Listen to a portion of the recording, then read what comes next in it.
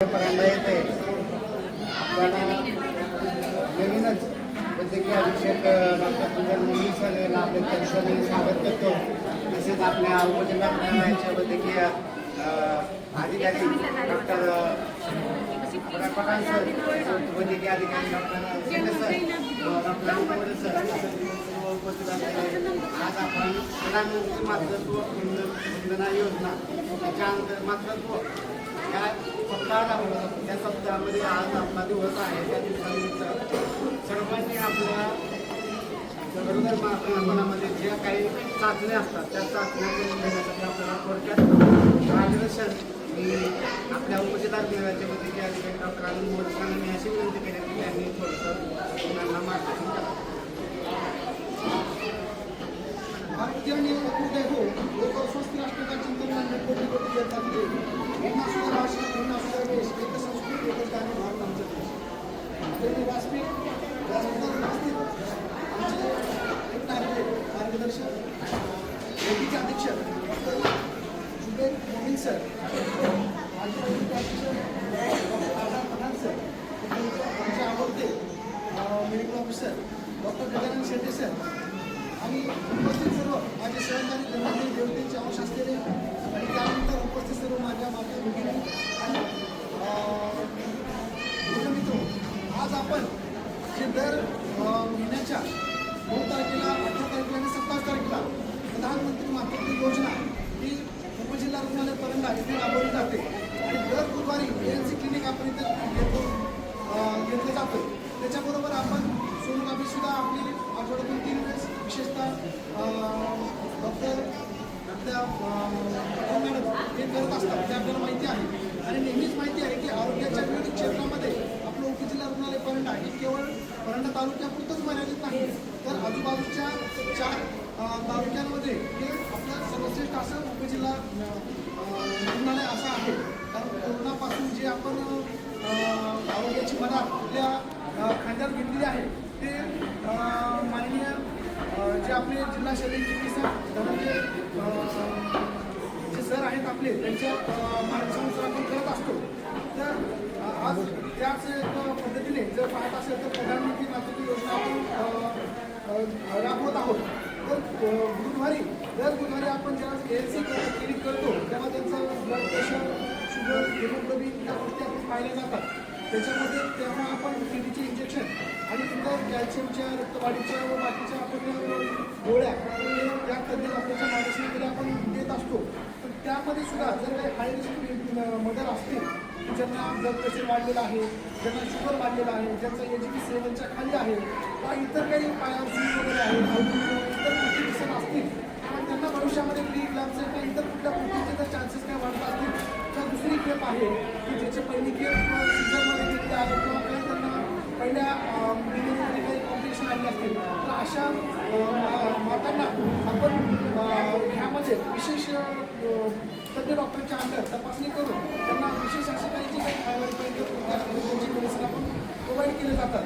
तर अशाच पद्धतीने आजचा जो आपण पंतप्रधान मातृत्व योजना साजरा करत आहोत, आपल्याला माहिती आहे की JSY इतर याच्यामध्ये जर जे डायबिटीस खाली असतील, SC, ST इतर कोणत्या महिला आहेत त्यांना आपण मोफत नियुक्त केली जाते, पण त्याच्याबरोबर त्यांना काही मानधन अनुदान देखील आपण त्याच्याबरोबर देत असतो की ज्यामध्ये जर नॉर्मल डिलिव्हरी झाली तर 1,500 रुपये आणि सीझर झालं तर आपण त्याच्यावर काही गोष्टी आपण प्रोव्हाइड करतो.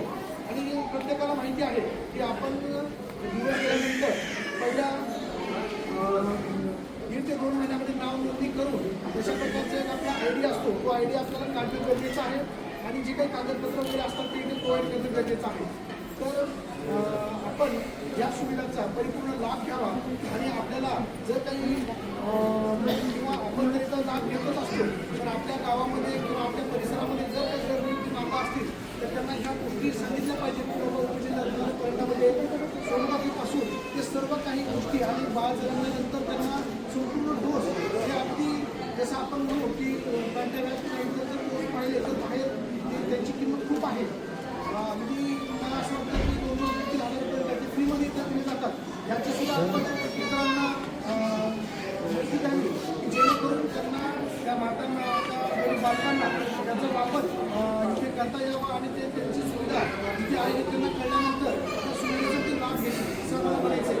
कारण आमचे वरिष्ठ नेहमी सांगत असतात की रुग्णसेवा हीच ईश्वर सेवा आहे. त्या पद्धतीनेच आपण गेलं पाहिजे. कारण आपल्याला माहिती आहे की आरोग्य जर व्यवस्थित असेल आणि विशेषतः मातांचं आरोग्य जर चांगलं राहिलं तर आपल्या कुटुंबाचं आरोग्य हे नेहमीच चांगलं राहतं आणि पर्यायाने समाज आणि एक प्रकारचा देश आपण चांगल्या पद्धतीने बनवू शकतो. तर त्यामुळं मी एवढंच जाताना म्हणेन की जसं आरोग्य हे मूळ आहे की धर्म अर्थ काम मोक्ष आरोग्य मूळ म्हणजे कर्तव्य करायचं असेल तर आरोग्य चांगलं लागतं. धर्म पालन करायचं असेल म्हणजे कर्तव्य करण्याची धर्म हा तरी आपलं आरोग्य चांगलं लागतं. पैसा कमवायचा असेल तर आरोग्य चांगलं लागतं. वेगवेगळ्या प्रकारचे सुखदुःख जर आपल्या आयुष्यापासून जर घ्यायचे असतील आपल्याला तरी आरोग्य चांगलं लागतं. त्यामुळं ज्यावेळेस आम्ही आरोग्यदान देत असतो त्यावेळेस धर्म अर्थ काम मोक्ष त्याच्या जोडीमध्ये टाकत असतो. अशा प्रकारचे विचार आमचे वरिष्ठ आम्हाला देतात. त्याच्यामुळे आपल्याला इथे सविनय आणि अभिवृद्ध सेवा आपल्या कर्मचाऱ्यांकडून आपल्याला मिळते आहे. आणि आपण रेग्युलर औषधे घेणं रेग्युलर चेकअप करणं ज्यामुळे स्वतःची प्रकृती आणि आपली बालपणी प्रकृती चांगली राहील.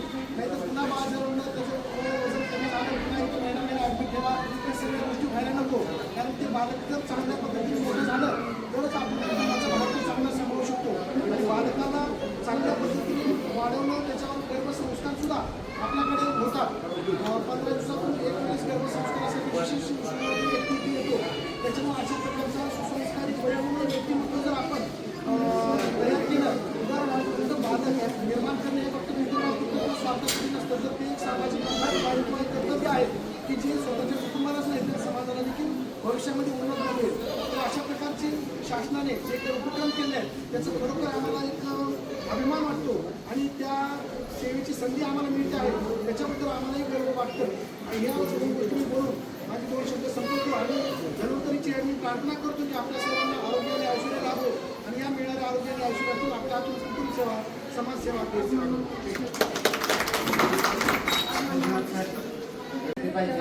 त्या थोडक्यात त्यांनी मार्गदर्शन केलं आहे. तर मी यानंतर आपल्याला आवडून उपस्थित असलेल्या आज आपल्याला पहिला दिवस त्यांचा आपण की आपल्याला त्यांचा पहिला दिवस आपल्या उपस्थित करण्यासाठी आले आणि त्यांनी डायरेक्ट आपल्यासाठी तुमच्यासाठी लाभले. तुम्ही असे आपल्या रुग्णालयाचे वैद्यकीय अधीक्षक डॉक्टर मुनीम सरांनी अशी